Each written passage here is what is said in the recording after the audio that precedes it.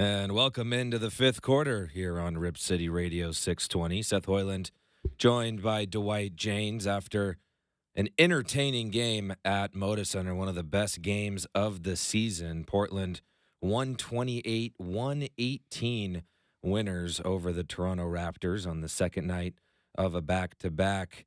And we will recap this game. But first, Dwight, what a game that was. Highly entertaining contest between a couple of young teams. Yeah, it was, Seth, and I think it was very impressive how, for me anyway, the Blazers gave up a big lead. Then they watched in dismay to see the game tied at the end of regulation on a great tip-in by Boucher, but then they just bounced right back, outscore the Raptors 15-5 in overtime, and win the game going away. That's impressive.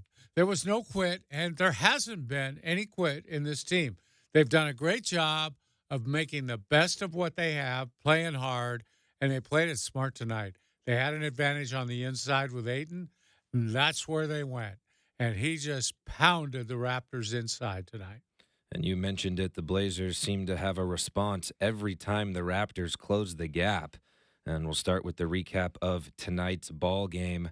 Gary Trent Jr. came out of the gates firing. He was 0 of 5 from the field in the first 2.5 minutes of the game, and DeAndre Ayton had 4 rebounds in the first 2.5 minutes of the game. The Blazers had an early 15-4 lead in the first quarter. Toronto really struggling from 3 in the first quarter, 1 for 11. They finished in the first quarter. DeAndre Ayton, 8 points and 6 rebounds.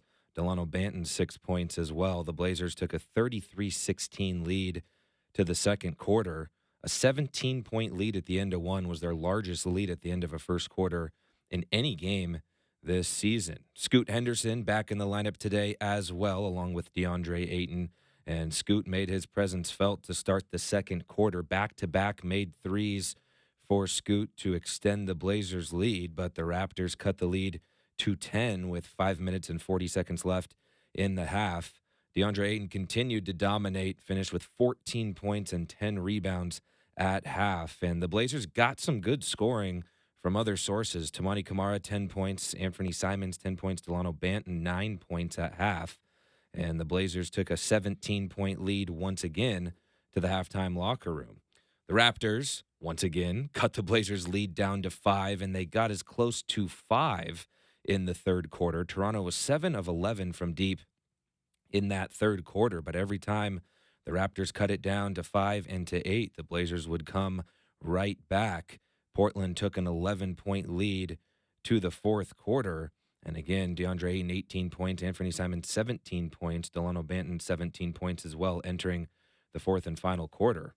Early in the fourth quarter, Emmanuel quickly went on a run of his own, and he cut the Blazers' lead to 4. That was the closest the Raptors had been since early in the first quarter. But then Matisse Thybulle, who played a big key part in this game defensively and offensively as well, hit a couple threes back-to-back in the fourth quarter to bring the lead back to 11. But then the Raptors cut the lead right back to 4 and then right back to 2 before Matisse Thybulle laid it in on a nice pass from DeAndre Ayton. It gave the Blazers a 4-point lead. A couple wild possessions for Portland there in the final 60 seconds, a turnover, and Chris Boucher ended up tipping it in with 0.7 on the clock to tie the game. And then DeAndre Ayton, a golden chance to win the ball game on an inbounds pass, a great play, diving to the rim over Kelly Olynyk and just could not get it to fall. So we were tied heading to overtime after the Raptors outscored the Blazers 32-21 in the fourth quarter. That was the Blazers' 8th overtime game of the year. And right off the tip, DeAndre Ayton, a nice dunk on a set play out of the timeout. The Blazers went on a 7-0 run to start overtime and really dominated the overtime period there, outscoring the Raptors 15-5 and winning this game by a final score of 128-118. A lot of good performances in this game, which we will go over here momentarily. But join the conversation. You can give us a call, 503-248-0620. Again, 503-248-0620. We'll take some calls from some excited Blazer fans after a big victory here tonight against the Toronto Raptors. Godfather, DeAndre Ayton, 40 minutes played, 30 points, and 19 rebounds for DA. That's his sixth double-double in the last 7 games, his seventh game this year with 15 and 15. And he has 42 points and 40 rebounds in 2 games against Toronto this year. Yeah, I'll tell you what, he abused poor Kelly Olynyk tonight. He really beat him up.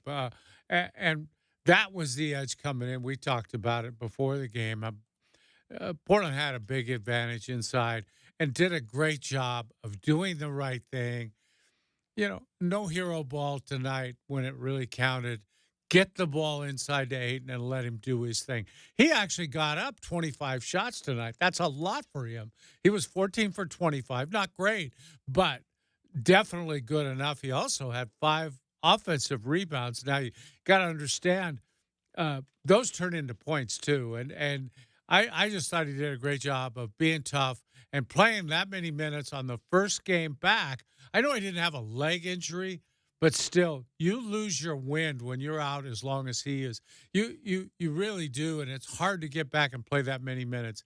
He did it. He did it consistently, and hats off to DeAndre Ayton tonight for really player of the game honors in my mind. But the Blazers played well, and they played together. And this was a game they needed to win, and they should win by all rights, given the state that Toronto's in right now, but they played well to do it. And DeAndre Ayton carried the Blazers offensively, but a couple other key performances on the offensive end. How about Delano Banton again after his career-high night last night against the Rockets? He had 30 points last night. Tonight, 25 points, 7 rebounds, and 4 assists. Again, Banton, 42 minutes on the second night of a back-to-back. Anthony Simons played 42 minutes as well. The Blazers had 6 different players in double figures. Banton with 25, Anthony with 23, Tamani Kamara added 15, Matisse Thybulle added 13, and Scoot Henderson in his return to the lineup, 26 minutes, 5 of 12 from the field, 5 assists, and 13 points. But the Blazers had as big of a lead as 21 in this game. We talked about that a little bit yesterday. It seems like you get up by 20 in the NBA these days, and the lead evaporates like nothing. And no, Blazer fans, that's not just the Blazers. It happens too. It happens all around the Right. NBA. But props to Toronto. They played really hard. They had, again, very short-handed. Emmanuel Quickley, 44 minutes played for him, 29 points. Gary Trent Jr., we were talking about in the pregame show, going to put up a lot of shots. He did just that. 26 shot attempts for Gary Trent Jr. in 42 minutes of action and 23 points for the former Trailblazers. So Blazers win 128-118. Again, you can join the conversation by calling in 503-248-0620, 503-248-0620. Take a timeout here on the fifth quarter. We'll take your calls and look around the NBA on this Saturday night. You're listening to the Fifth Quarter Show on Rip City Radio 620.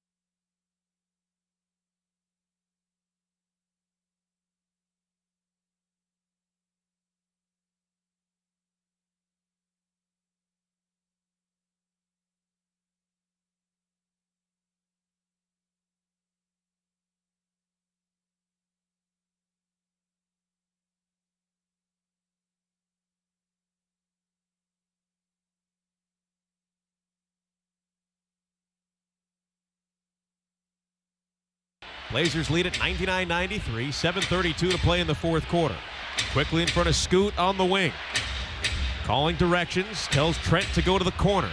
To the wing, Scoot's on his hip. Now he attacks, stops. His shot is blocked by Ayton, who just rips it out of the air.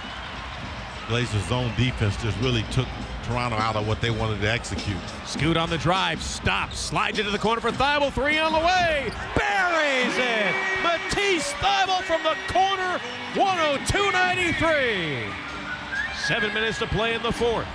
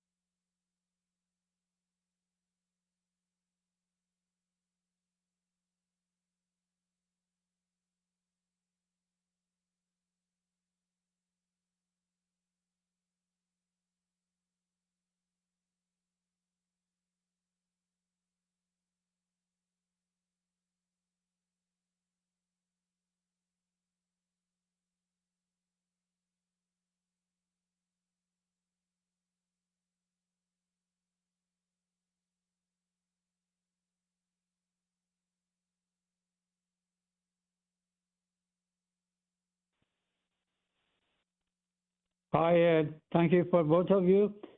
I just have a couple of complex questions. I know the Blazers, they have a lot of good players. Some of them are new, some of them are young, and a few of them are veteran. Now, as you know, Chad is not here tonight, but Chad, especially Chad, when always he was talking the past few years, he said he likes to have a championship in Portland, after 40 years or something. I'm just quoting because I'm not the only one thinking about the championship. Chad was thinking too, and maybe you too. But what I'm saying is, in this game, of course, you said the short-handed Raptors. We cannot really judge the Blazers. It's obvious because they are just lower team.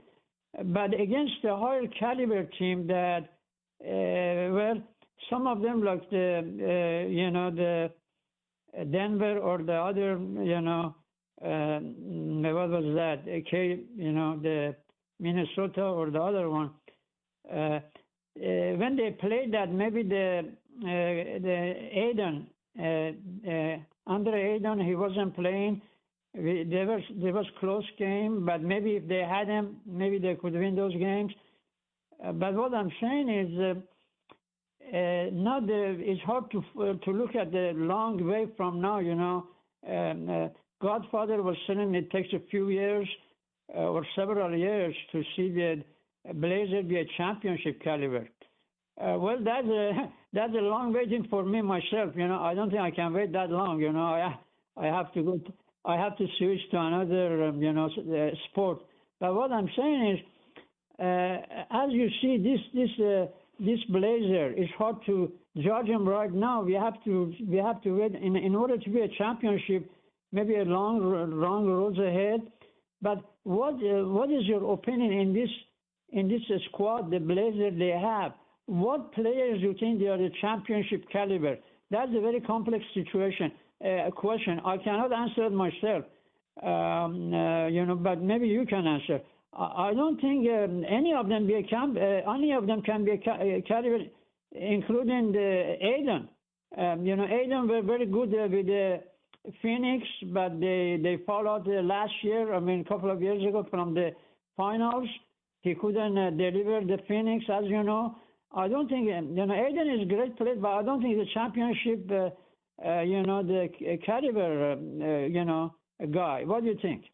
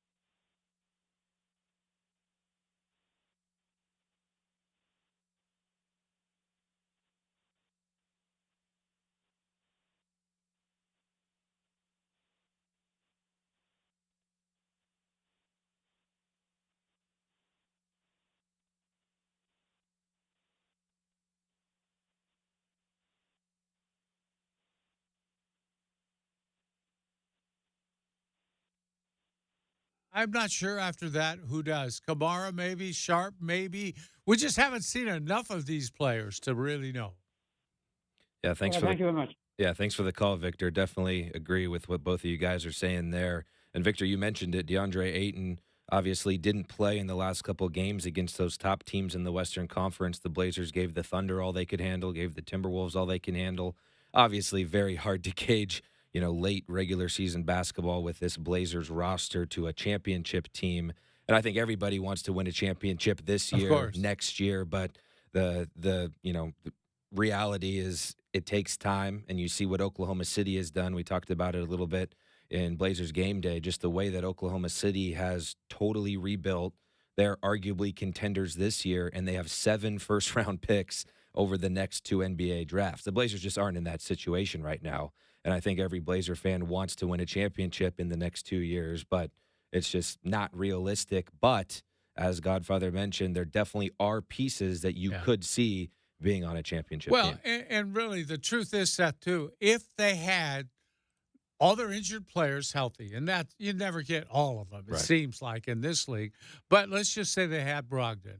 Let's say they had Shaden Sharp. Give them Well, Williams, I won't say him because he's hurt every year no matter who he plays for. That's just the reality with him. But if they had the players and Scoot healthy all year, Simon's healthy all year, their record would be much different than it is now.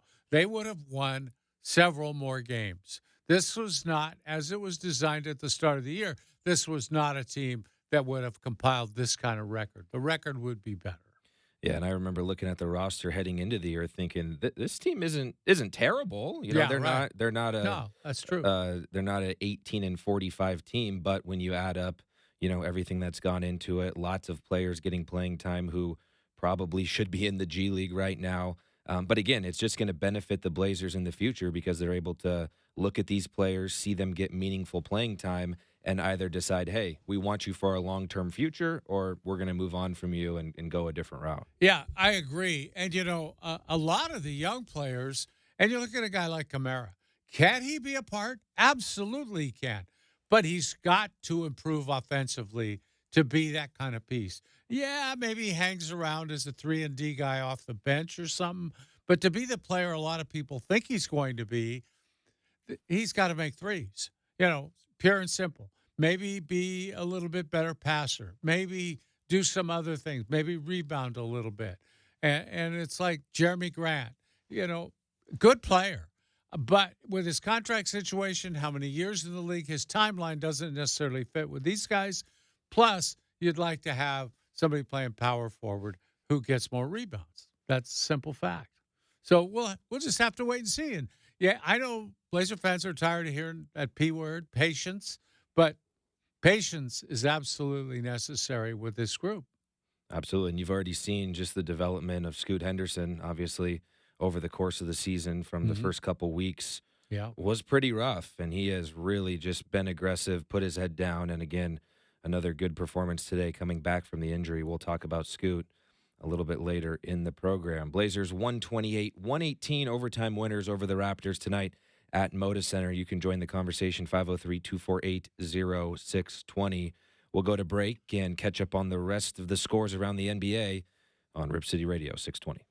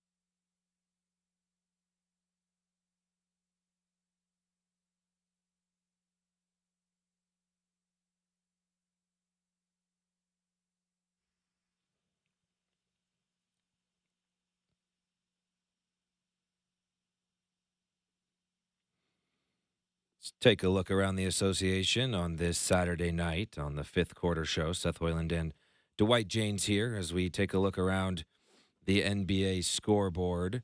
The Clippers 112-102 winners over the Chicago Bulls in L.A. DeMar DeRozan, 2 rebounds shy of a triple-double, 24 points, 8 rebounds, and 10 assists. Paul George, 22 points, 9 rebounds, and 3 blocked shots. The Charlotte Hornets winners against the Brooklyn Nets at home, 110-99. Cam Thomas, 31 points for the Nets. Miles Bridges, 24 points and 10 rebounds for the Hornets. The Dallas Mavericks, led by Luka Doncic, 6 straight 30-point triple-double, 142-124 winners. Luka, 39, 10, and 10. He is the first player in NBA history to have 6 consecutive 30-point triple-doubles. Absolutely incredible. Cade Cunningham. Aren't you a little suspicious, though, when it's 30-something and then 10 and 10? Like, maybe I'd like to see how those happened. Yeah, well, I'd like to see how those happened. I remember a couple years ago, Dame was hunting for a rebound at the end of a game, and everyone was not thrilled with that. Anyway, Cade Cunningham probably wish he had one more rebound in that game. He had 33, 10, and 9. So 1 rebound shy of a triple-double for the Pistons point guard. Boston beats Phoenix 117-107. That will be the Blazers' next opponent here at Moda Center. Jason Tatum, 29 and 10. How about KD in the loss? 45 points, 10 rebounds, and 6 assists. The Suns now 37 and 27. The Spurs 126-113 victory in Golden State.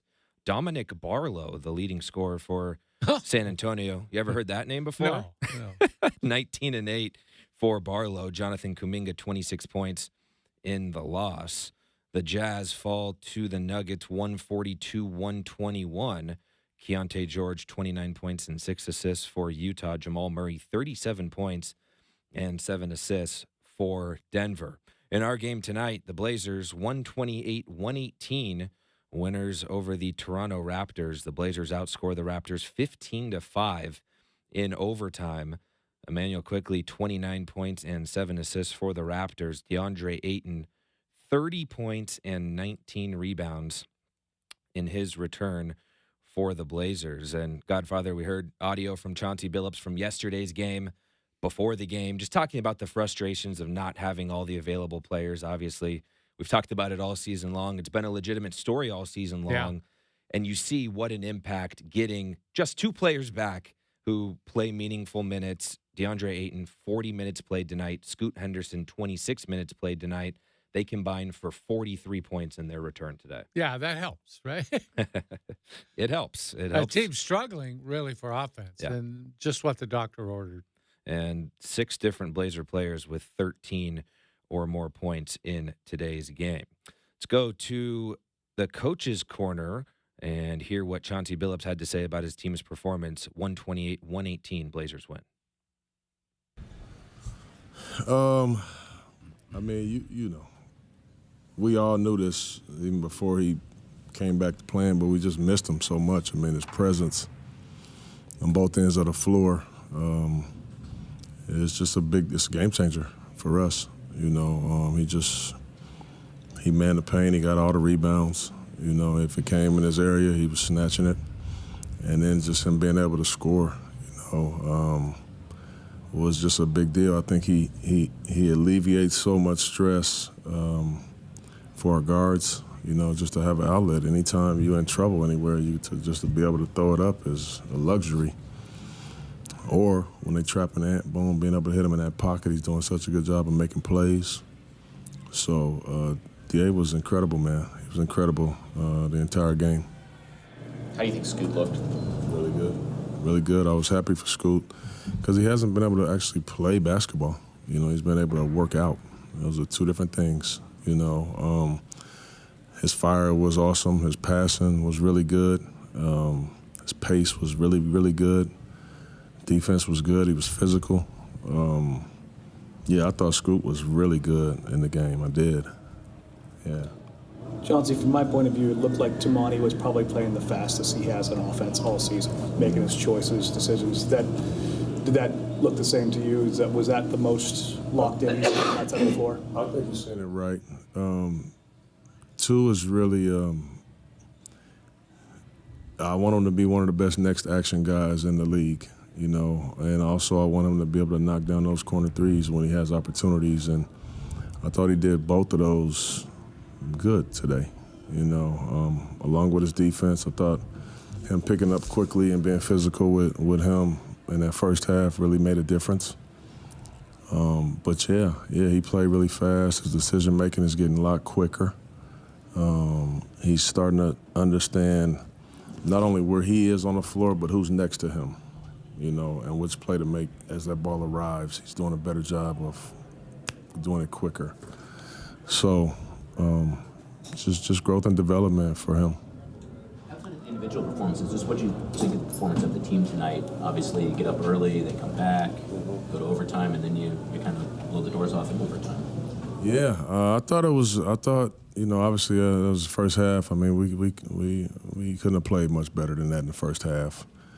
But over the course of the game, you always know, you know, we're not going to play that way for 48 minutes. So we had a little bit let down. They got some momentum in that third quarter. They started hitting some shots. But I just thought more than anything, we kind of rushed things. And we was feeling ourselves a little too much in that third quarter. We didn't play the way that we got the lead. We played like the game is over. And this is the NBA, and the game is never over, you know. So it was a good lesson for us. I know for me, like, there was a time, there was like 2 or 3 times during that stretch I really wanted to call a timeout, but I wanted to wait and see if we can clean it up without the timeout. And we didn't. I didn't call it. We still didn't. So I said, all right, let me do it, you know. So those are teachable moments. You know, that's good teachable moments for me, you know, because we could have very well lost that game. And I would have been up here kicking myself saying I shouldn't have experimented right there, you know. So it's a good teachable moment for me. But our team, too, you know, we got to be able to, like, understand, like, when we get going like that, okay, now it's time to just get back on track with a couple plays that are longer in the possession where we're moving the ball, strong side, weak side, getting some paint touches, and as opposed to the quick shots, which hurt us. So I just thought overall we all kind of learned a lot in the game. Chauncey, down the stretch here, as you guys are getting healthier and you guys are competing in games a lot tighter, do you feel like there's any sort of identity forming with the team? I do. This is something that, you know, obviously you would have hoped for a lot earlier, and we would have gotten it a lot earlier had we had the healthy bodies on the team. Our identity, you know, would have been set with everybody. Now, don't get me wrong. I do believe that no matter who plays, we have a way of playing, and we play together. We do it the right way. But obviously, when your stars and the big dogs come back, you know, you have to change some things a little bit to defer, you know, to DA, to Ant, to Jeremy when he's back. And, you know, it's just how it is around the league. But I'm very happy with where we are, where our team really understands how we want to play every single night. And if we do that, we live with the results, win or lose. That was Trailblazers head coach Chauncey Billups after the Blazers' 128-118 overtime win over the Toronto Raptors. The Blazers sweep the season series with the Raptors and pick up their first home win since January, and breaking that home losing streak at Moda Center on this Saturday night. And Godfather Chauncey's presser talking a lot about learning moments, which obviously is what this whole season is about. Love to hear that. Also talking about how the game's never over. The Blazers saw that, having a 21-point lead that evaporated very quickly in that fourth quarter. But really, the learning moments, again, so many young players. Anthony Simons at 24 years old, DeAndre Ayton, you know, really the two oldest players on this team. And Chauncey Billups really able to truly coach them and teach them these learning moments. Yeah, and really, I see a transformation in the way the team plays. He was talking about it. They are playing much more unselfishly. We see a lot less isolation stuff. We're seeing the ball move. We're seeing players move it's the right way to play, especially for a team like this with no superstars. They have to generate shots from their offense. They're not going to just be able to hand it to somebody and have them go get a shot for them. And I like the way they're playing, and they're playing very hard on defense. Blazers shot 47% from the field in the game, and for the second consecutive game, connected on 16 made three-pointers for 40+ percent. Also 93% from the line, 14 of 15 from the foul line.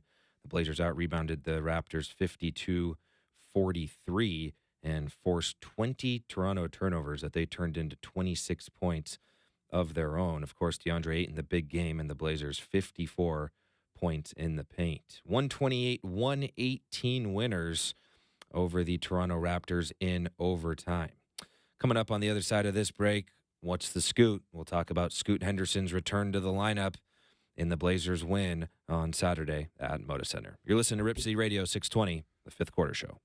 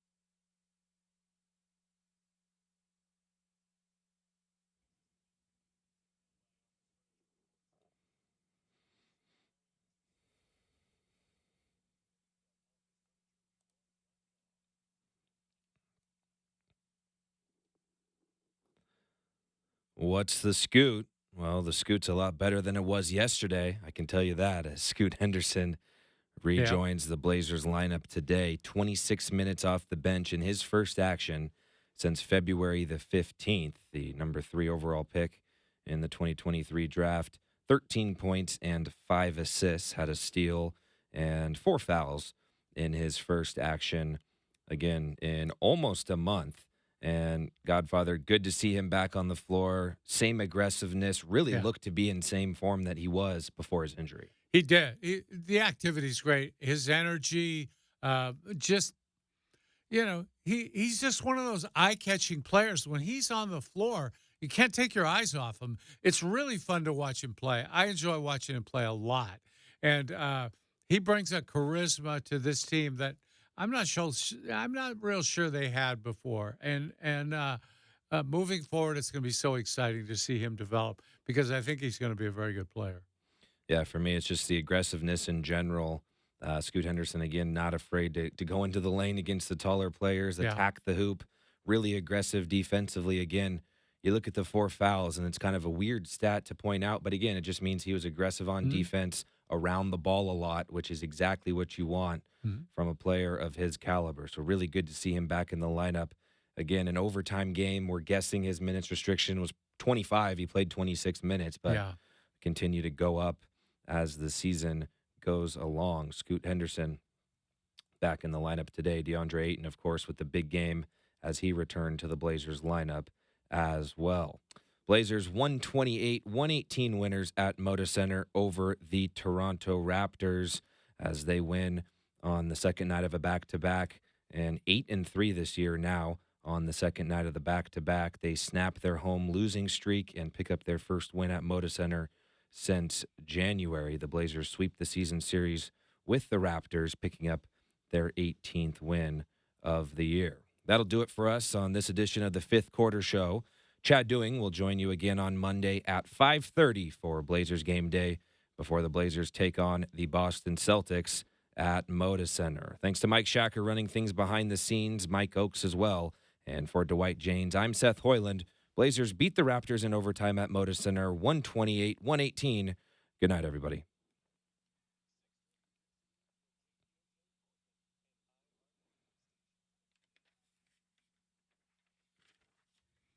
Thanks, Mike. Good job. Thanks, Shaq.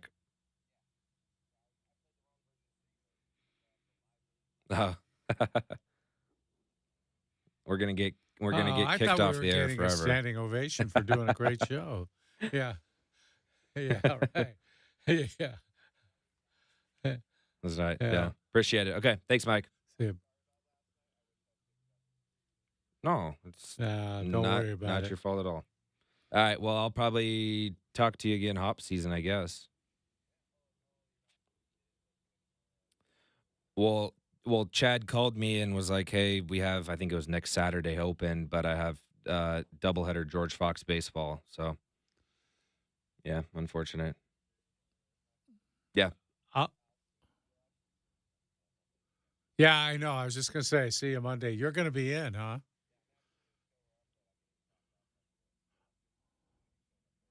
So, are you bringing those goodies? You showed a picture of some goodies. What is, what's that?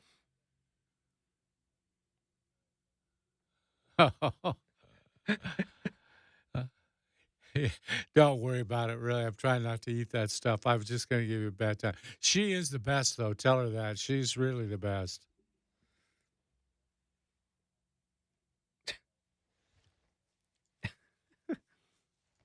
Yeah, that's good. Huh. All right. See you Monday. All right. Appreciate it, Shaq.